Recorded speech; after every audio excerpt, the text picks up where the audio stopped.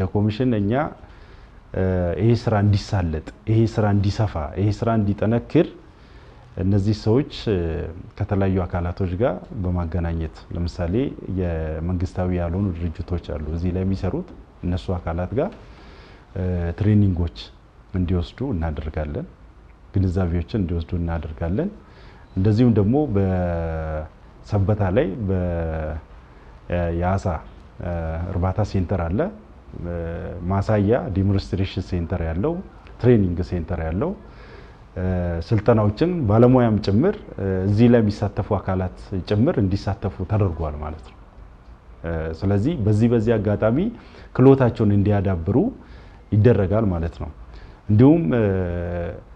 የኛም ባለሙያ በወሰደው የትሬኒንግ ባጎለበተው አቅም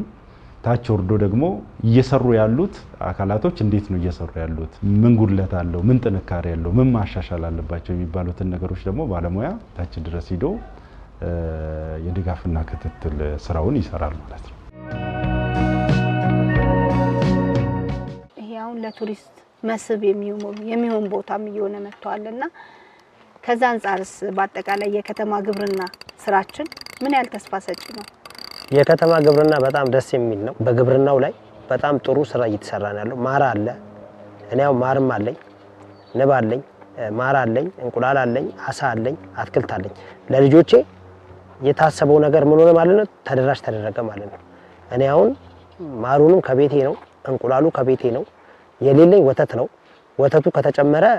በቃ አስገራሚ ግብርና በቃ እየተሰራ ነው ማለት ነው በአይን ዓለም በኩል እዚሁ የራሴን ጎመን የራሴ ወተት የራሴን እንቁላል